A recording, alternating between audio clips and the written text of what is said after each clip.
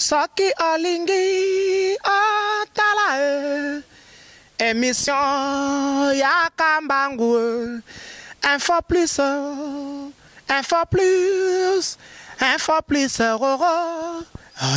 aïe aïe aïe na cliquer na koti YouTube na tala info plus Pona mona bansango ya miziki ya culture pea makambonyo César kao info plus tala pe mona info plus otala kawa Kabila Kabangé, garant de la nation dans ses efforts inlassables visant à résoudre les multiples problèmes des volets sociaux. Force est de relever agréable invité qu'aujourd'hui, dans les contextes mêmes, dans les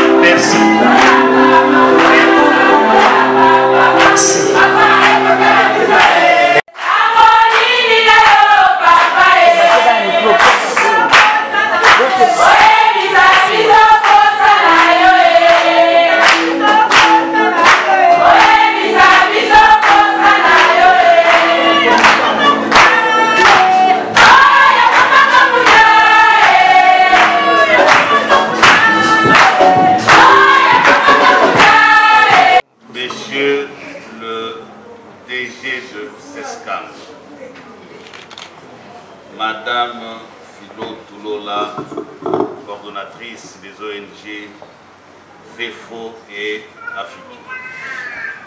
C'est un plaisir, je dirais même plus un privilège, que de me retrouver ici devant toutes ces mamans, les jeunes, toutes ces personnes qui ont pu bénéficier de votre attention d'abord, parce qu'il fallait être attentif avant de pouvoir prendre la décision. L'attention, c'est-à-dire que vous vous êtes rendu compte que ces personnes étaient dans des difficultés et qu'il fallait trouver une solution. La solution la plus appropriée, c'est celle que vous avez prise, celle de pouvoir donner la plus grande des richesses chez l'être humain, c'est ce qu'on lui donne dans sa tête. Aujourd'hui, si vous n'avez rien dans la tête, on peut vous donner toutes les richesses du monde et vous ne saurez pas quoi en faire. D'ailleurs, c'est la situation de la République démocratique du Congo aujourd'hui. Nous avons toutes les richesses du monde, mais nous sommes dans la souffrance.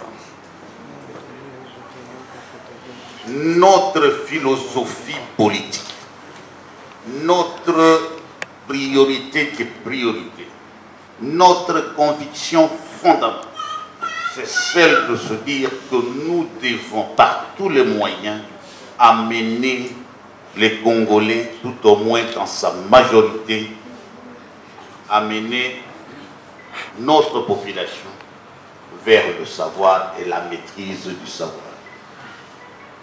Donner la formation, l'éducation à notre population pour qu'elle puisse se prendre en charge. Ce n'est que quand vous devenez indépendant, que vous devenez une personne productrice de richesse et de savoir, que vous allez contribuer favorablement au développement et à l'épanouissement de votre société, à l'épanouissement de votre pays. Et ça, c'est ce que vous avez fait ici. Pour cela, je ne sais pas vous tirer le chapeau, je n'en ai pas. Et je demande à l'auditoire de vous acclamer très fort.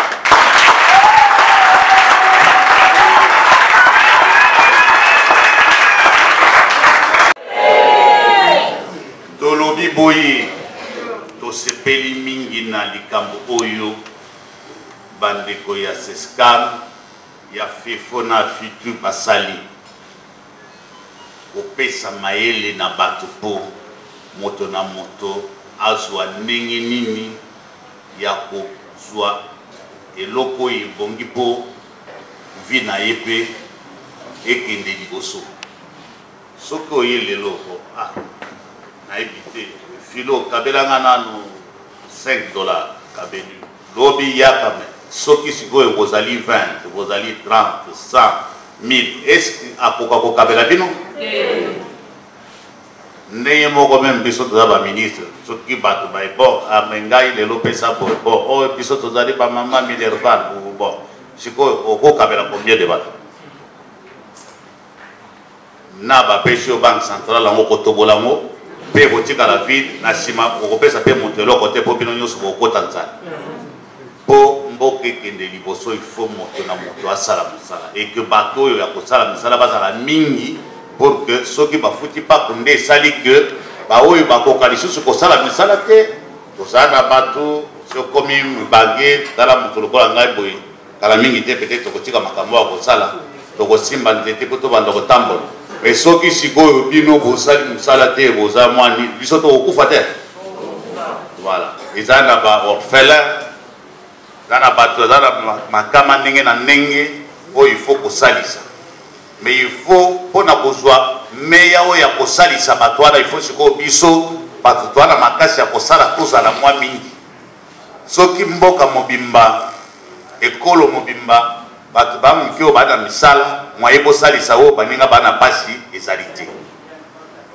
raison pour laquelle il faut tokunda po chômage esila mais po chômage esila na moyo ya lelo bokende oluka te ke oyo motu moko akoya po asalela bino misala me bamindele ebelebele kutu ozomona bango bamosusu bayaka omoni ye aye na mosusu ya bata me lobilobi akomi oleka oyo ye nde patron me mpo na nini bango bayaka ndenge wana bakomi bapatron biso bakolo mboka toloba kaka o te misala eza te mpo na nini misala eza te mpo bakelasi oyo batangisa biso na liboso ezalaki malamu te ezalaki kelasi moko soki osilisi okeyoka mosala lelo ndenge DG ya Sescam alobi eza lisusu likambo ya okende otelemela moto okomela ye je l'honneur te yo moko okomi patron yo moko okomi lukela yo moko okomi patron donc entrepreneur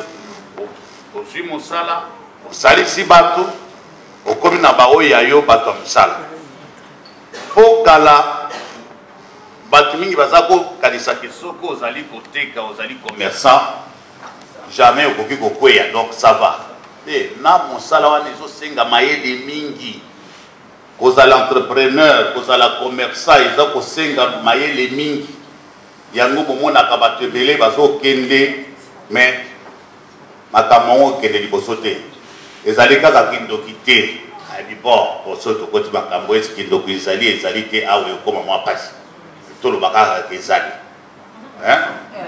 na boyi ate omoni ye alobaki te ngai lokola nandimaka ke nzambe azali donc c'est que certainement ndoki mpe mais toyebani na ngai na bango toyebani te mais nalobi ke ngai nzambe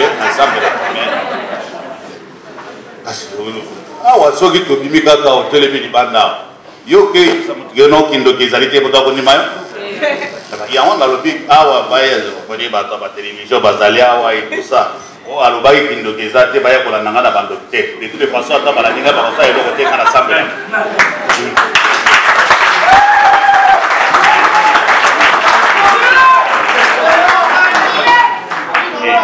et donc okomona commerce oyo bandi ezokende liboso mpenza te ezali kaka kindoki te, parfois même kindoki pété.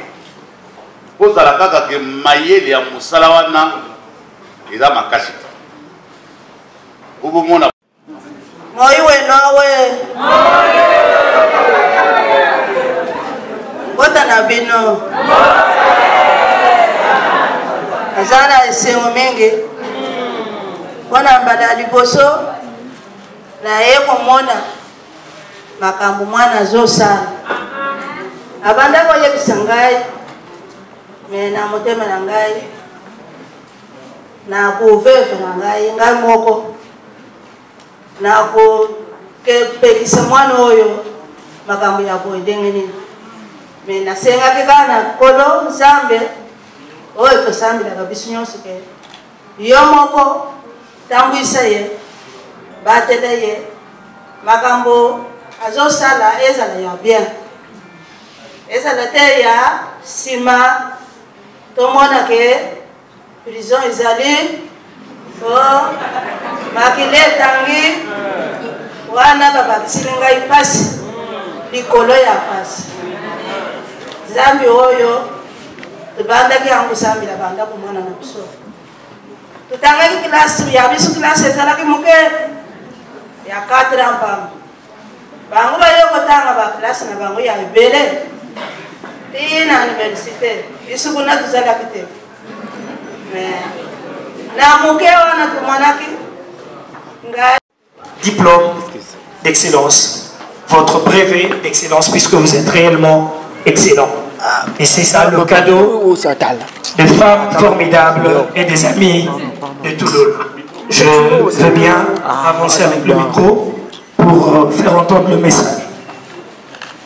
Merci papa. Na combo ya ba femme formidable, ba femme handicapée.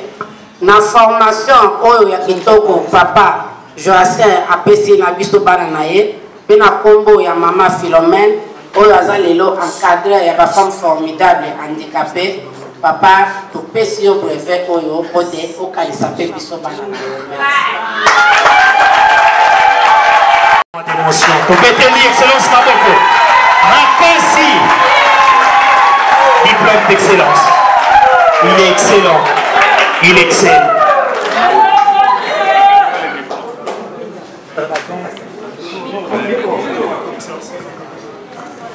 En tout cas, je suis vraiment surpris par cet honneur, ce diplôme qui vient de m'être délivré.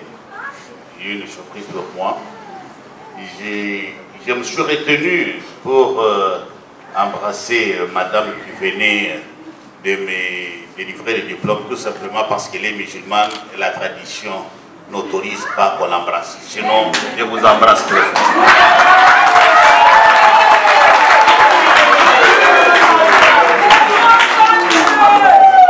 Merci, Excellence. À la développement.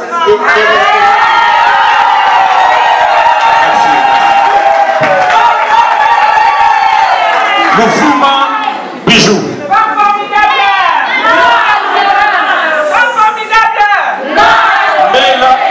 Mele Lili. Mele Lili.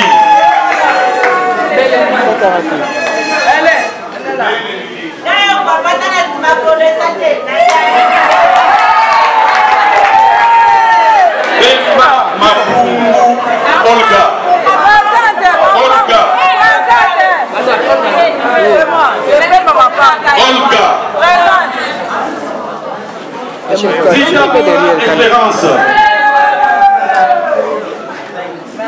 Zitabola Espérance.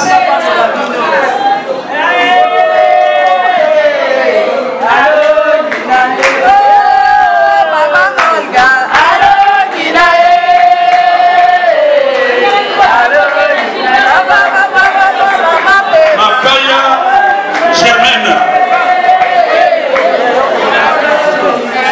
Germaine X.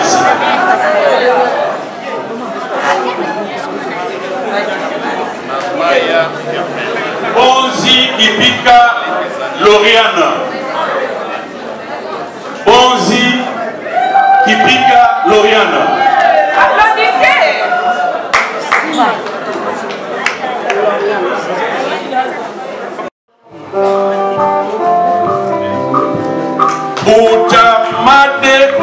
Nkoumou Félix. Félix Nkoumou. Gérardine.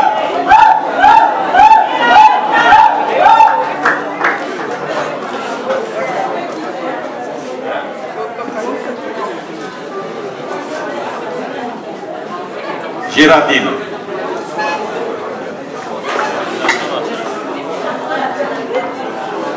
Mendeba Bouna Mireille.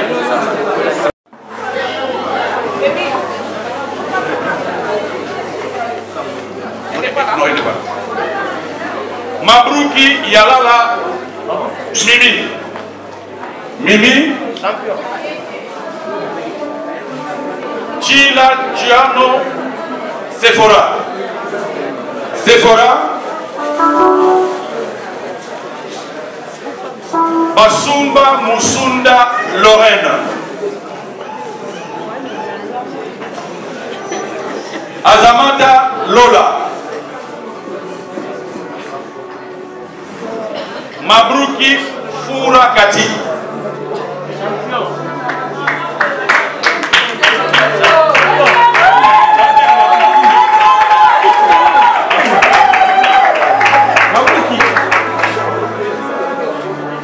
Ngombo Poiti Élysée Eléi. Ngombo Poiti. Ngombo Moulembi Chidita. Chidita. Ngalasi Damwanga Ginette. Ginette. Mazentima Lukeba Folan. Fallon, pardon. Fallon.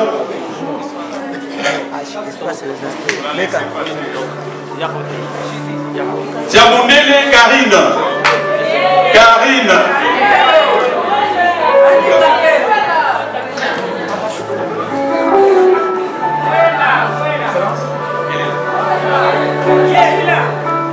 Arnaud. Arnaud.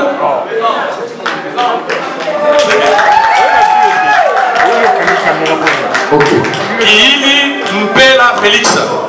Félix.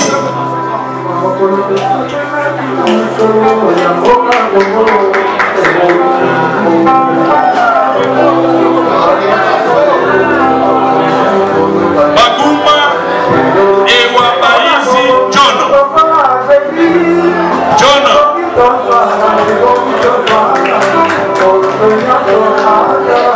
Chitoko Chichiba Michel. Michel.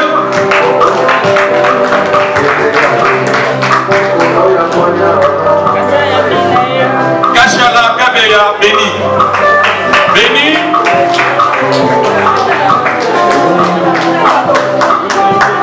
Nombo Ilemba Julien. Julien. Julien.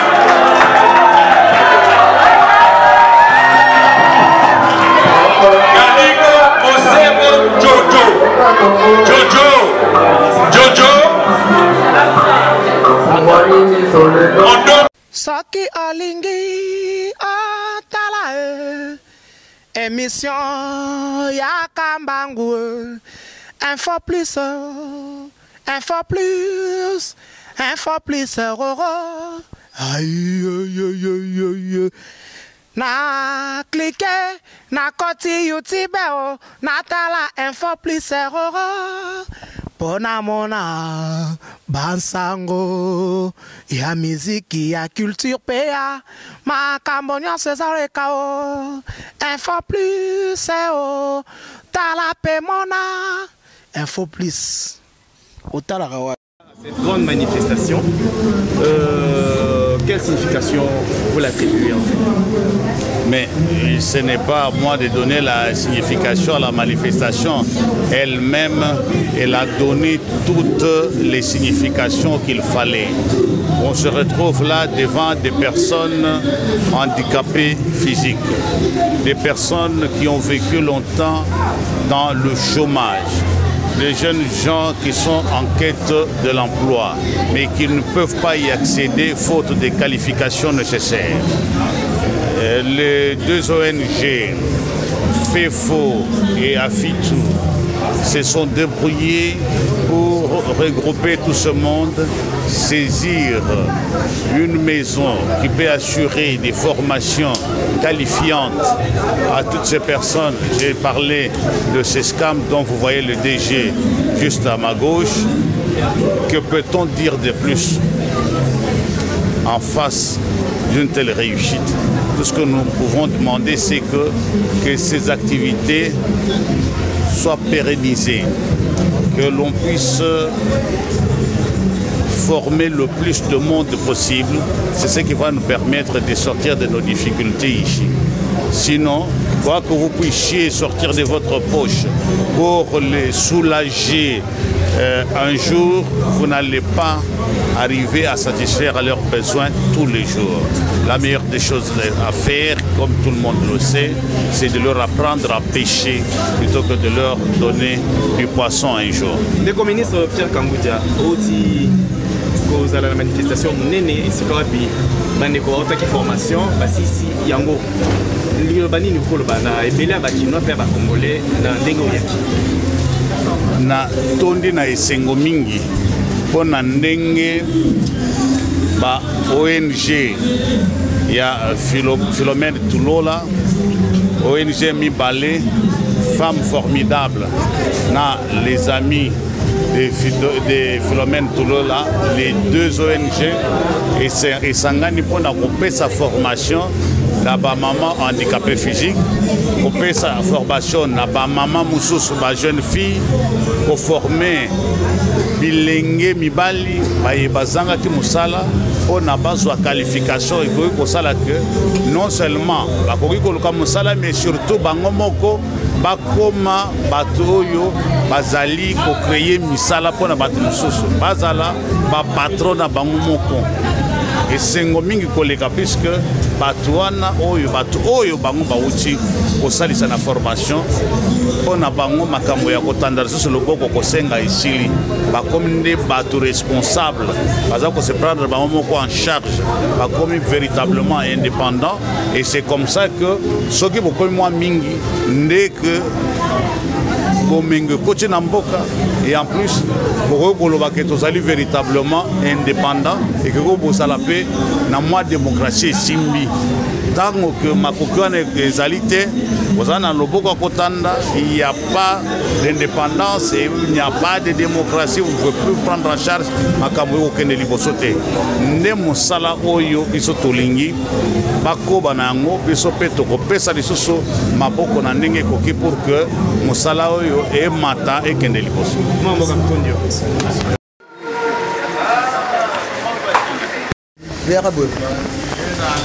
Papa, pardon.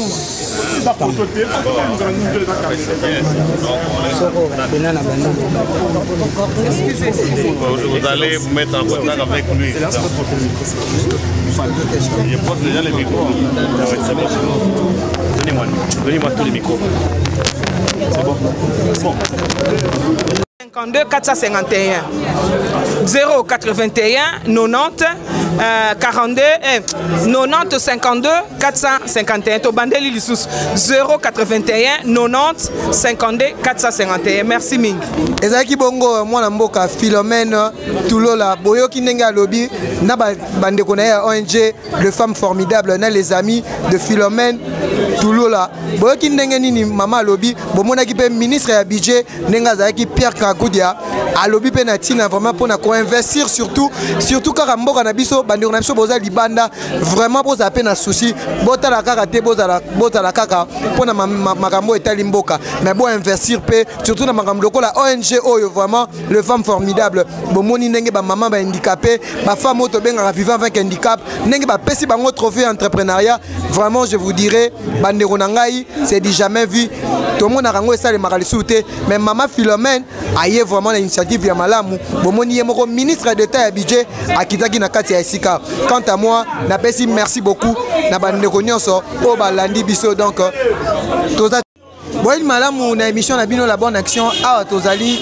si précisément na complexe Monateba o vraiment toyaki na ONG o vraiment ba pesaki ba brevet na bango surtout na ba femme formidable pe les amis de Philomène Lutola Tulola maman ye tozana ye je pense que maman koloba par rapport ya ndenge nini vraiment to moni ba maman handicap o esali biso pasi maman vraiment aplaki si bango musala entrepreneuriat pe bango pe ba comme ba femme responsable. Bonjour maman Philo. Bonjour maman Philo. Bonjour papa. Tomoni lelo a vraiment les amis de Philomène pena bande konabiso ma femme formidable lelo pesi bango vraiment brevet. Est-ce que c'est lui au plaisir ni nengo réaliser événement ngo bokolango ekokipe au pesi bango donc au lo kabola ni na bango o nyoso zaki nango.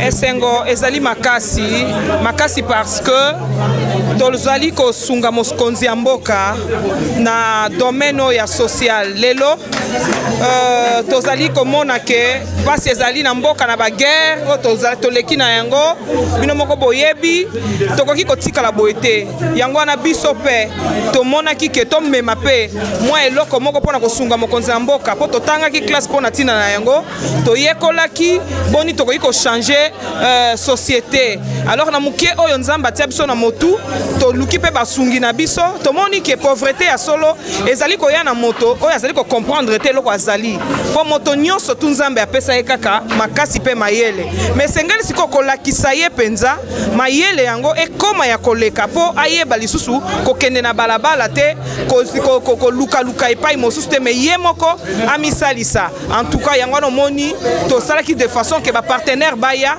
to sunga ba jeune to sungi ba maman handicapé o batelemaka na balabala bino nyonso tu boyebi tango mona ka handicapé na nzela sala ka bino sengote mais lelo handicapé o ya ye na femme formidable o azali ami ya Philomène akosenga lisusu mbongo na balabala te soki handicapé asengi mbongo na balabala tuna ye est-ce que ayebi maman Philomène soki ayebi ese ka kosenga lisusu te voilà mwana mboka Philomène Tulola na lingo bisa biso est-ce que ezalaki facile lelo ko encadrer ba maman oyo bazali to benga bango ba femme handicap est-ce que ezalaki facile pona to moni ba maman vraiment bazalaki ebele pe likanisiona et qui ndenge pona lelo bo ezali lokola don ngai na salaka déjà émission ya ba bosono c'est-à-dire na ponaki esika oyo batu babwakama omoni tanto sisi kelasi mingi bazali ko sala lokola batu mususu est-ce que sengeli biso nso tu penza to sala ka lokola batu mususu biso to kayiko pona bisiko ya batu babwakama poto zala monoko na bango voilà biloko wana ezali ko landa biso nzambe pe alobi oyo azo salisa mobola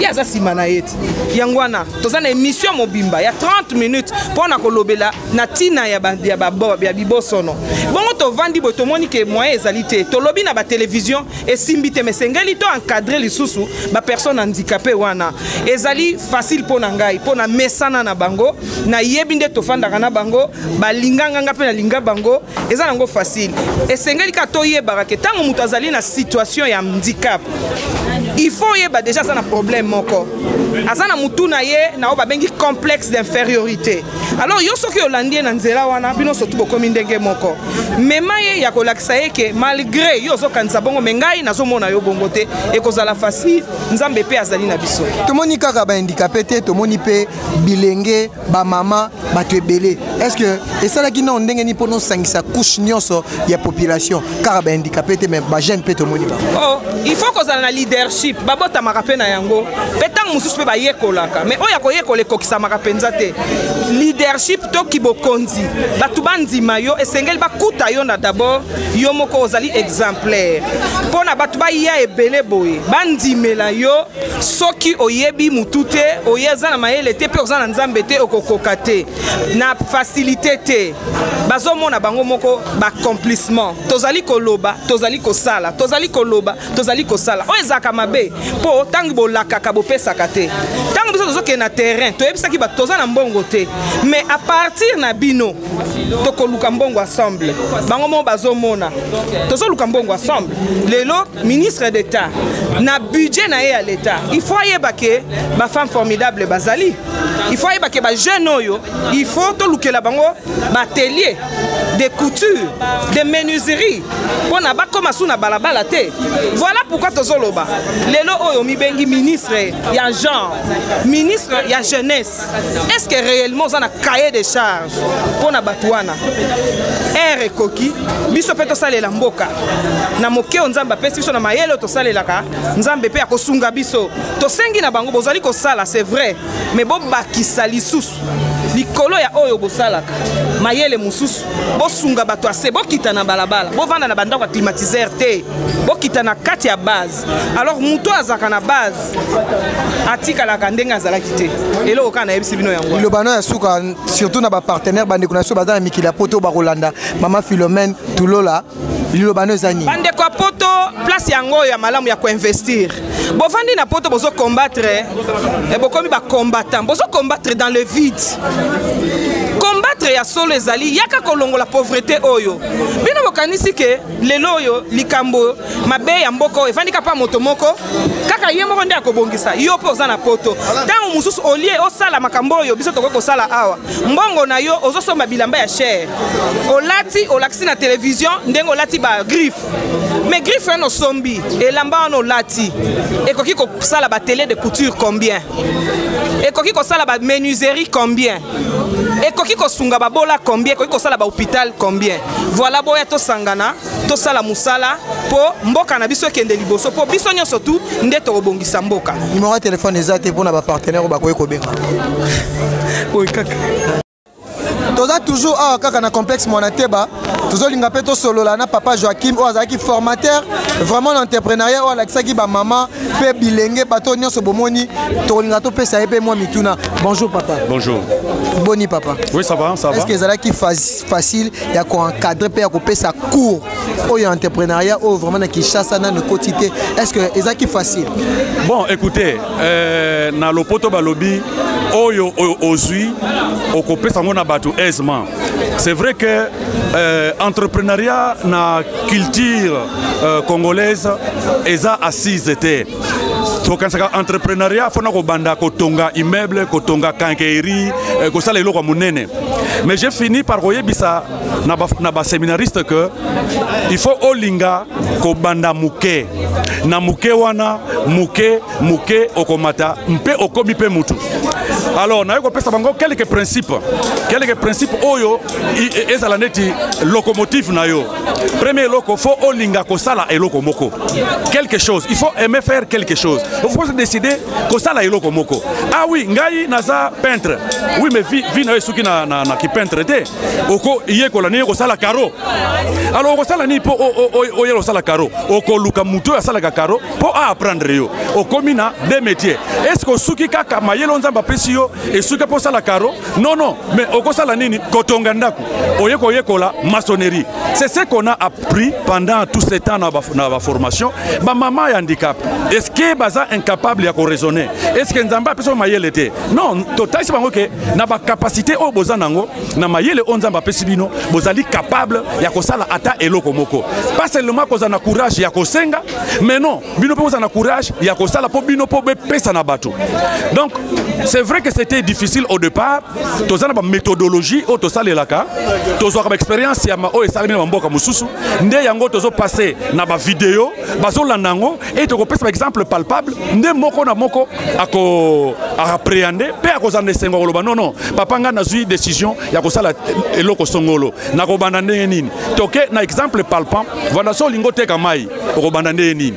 Oko sala boy, ndenge nini ko gérer eloko oyo créer. Soki oteki 50 francs. Na 50 francs fo yeba capital no eza na kati, salaire na yo eza na kati, taxe eza na kati, mpe bénéfice no eza na kati. Do fo yeba ke tanga zo 50 francs, na kolia 50 francs nyonso te. Po sinon na capital na nga nyonso eko kweya. Soki capital ekweyi yo pe okweyi. Ekomi o bandoki, o satana. Non satana te.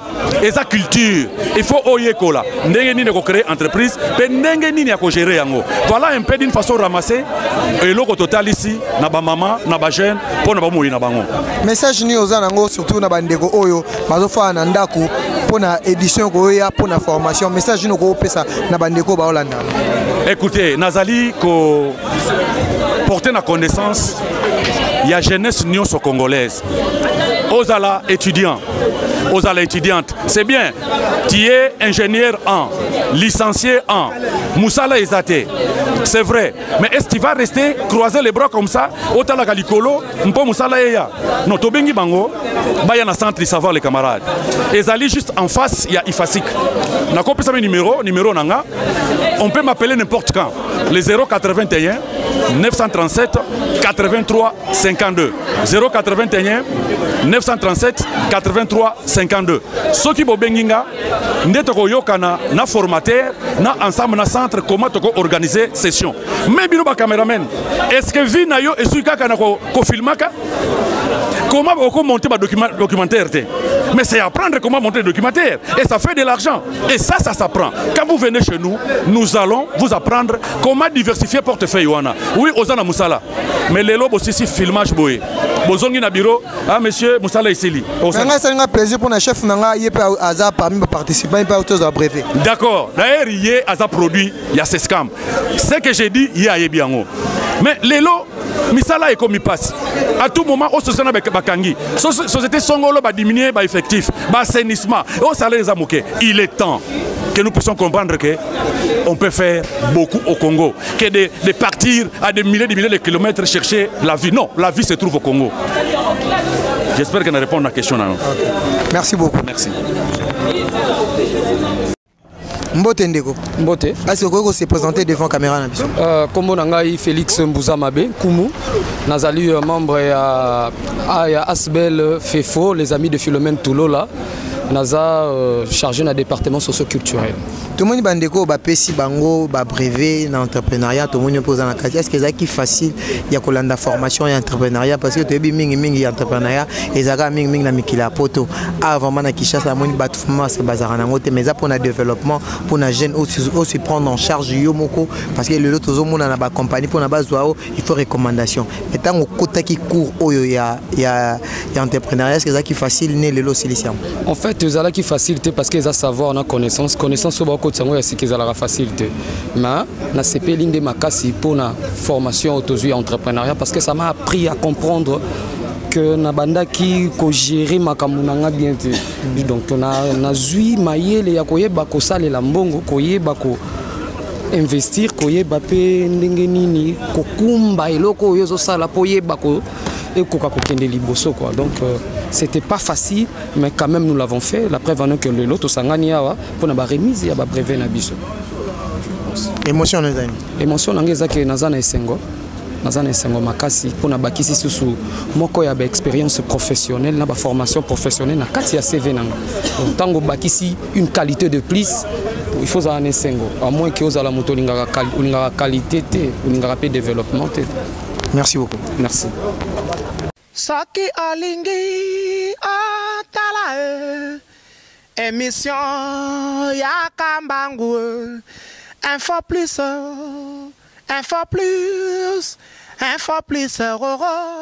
aïe na cliquer na koti YouTube na tala info plus Pona mona bansango ya miziki ya culture pea makambonya César Kao info plus tala pe mona info plus otala